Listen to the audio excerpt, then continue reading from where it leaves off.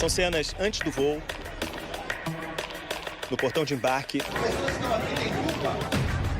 ou até dentro do avião.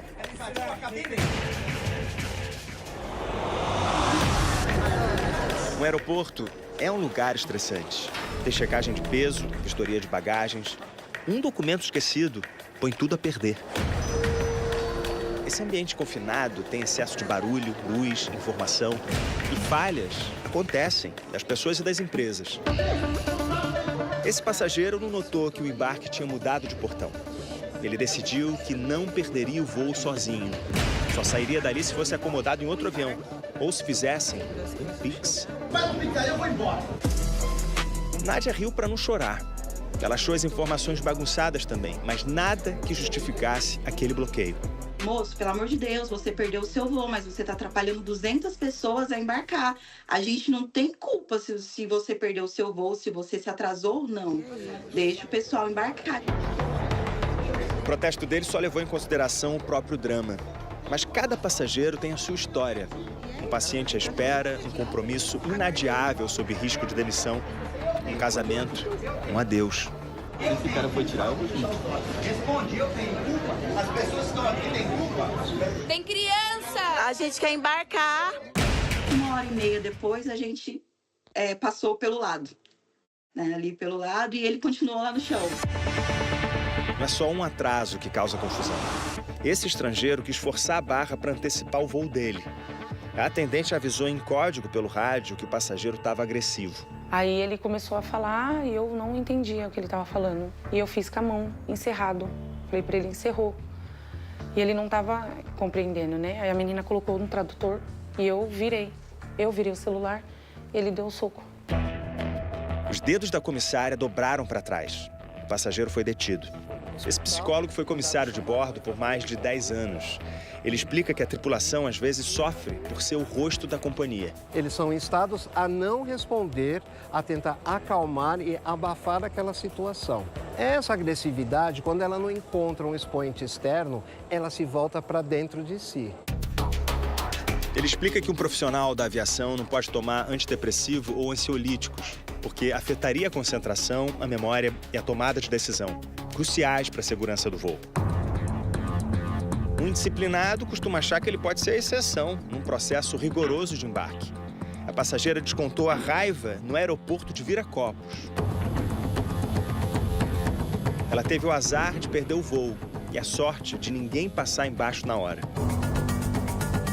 A passageira pôde respirar novos ares do lado de fora, mas continuou. Em 15 minutos, um grupo de segurança cerca a mulher e acompanha até o saguão, onde ela fica descalça. A passageira usa as sandálias para bater. Meia hora depois do começo da depredação, os policiais fizeram a prisão em flagrante. A polícia também teve trabalho com João Batista Ramos. O passageiro de camisa amarela chegou com o embarque finalizado, mas acreditou realmente que pudesse forçar a sua entrada. Ele começou um festival de gritos, dedos na cara. João Ramos usou o pedestal da fila para intimidar e também para destruir o portão. O aeroporto de Vitória se assustou com a cena, principalmente a criança, de mão dada com a mulher, que ele exigiu que embarcasse junto. João foi preso. A defesa dele disse que João surtou, depois de esperar longas filas e de encerrarem o embarque bem antes do horário previsto. A Azul informou que ele se apresentou depois da hora e que repudia qualquer tipo de violência. Essas imagens no aeroporto de Pelotas mostram André Burlamac antes de entrar em erupção. Ele parece animado, sem pressa. Mas só até a esposa avisar que algo deu errado no embarque dos garotos. André ignorou a área exclusiva de funcionários. Ele não parou no desespero dos meninos, nem quis escutar a mulher. Foi ela que amorteceu o pedestal de ferro lançado contra o segurança. Ele só tinha ouvidos para raiva e continuou a barbarizar o saguão. O som do estilhaço só foi abafado pelos choros. Ele saiu de peito estufado, seguido pela família, e mais tarde pelos policiais. Foi a 8ª passagem de André Burlamac pela polícia. Os advogados dele disseram que André colaborou integralmente com a justiça e pagou pelos danos no aeroporto, e a vítima também. De De janeiro a julho desse ano, foram perto de 1.000 conflitos nos aeroportos brasileiros. Um crescimento de quase 90% em relação ao mesmo período do ano passado.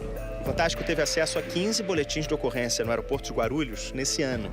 Foram crimes variados, de racismo a abusos. O que a gente vê na grande maioria dos casos é que essas pessoas que acabam explodindo com os funcionários e cometendo um crime, elas não têm antecedentes criminais.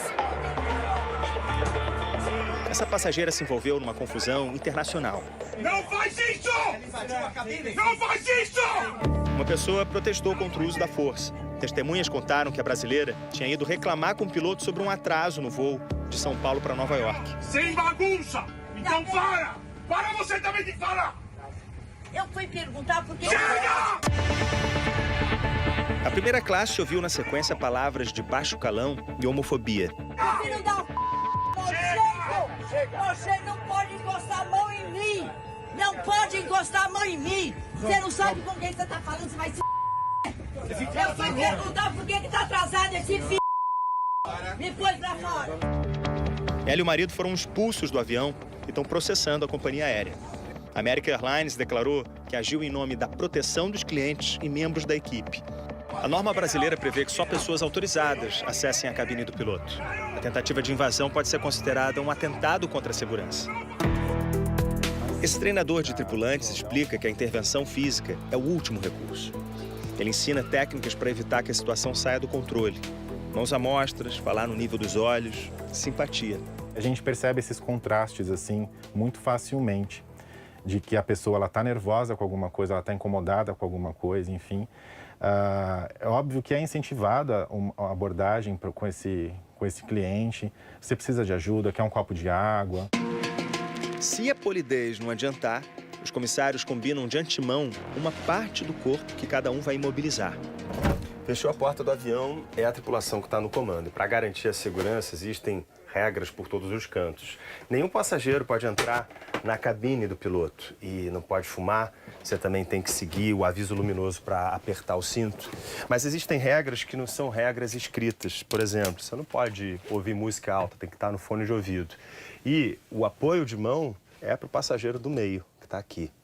São essas etiquetas que costumam causar atrito entre os passageiros.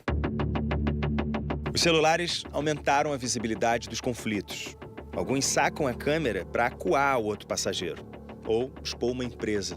O treinador alertou que muitos vídeos tiram uma cena do contexto. Se a gente tiver um problema entre outros dois clientes, né, a gente não pode tomar partido, que é para não quebrar esse princípio, né, da coletividade que é o transporte aéreo.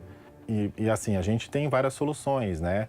Ou já faz a técnica de comunicação e apaziguamento com os dois, para resolver, mas não para ser juiz dessa resolução, ou então separa.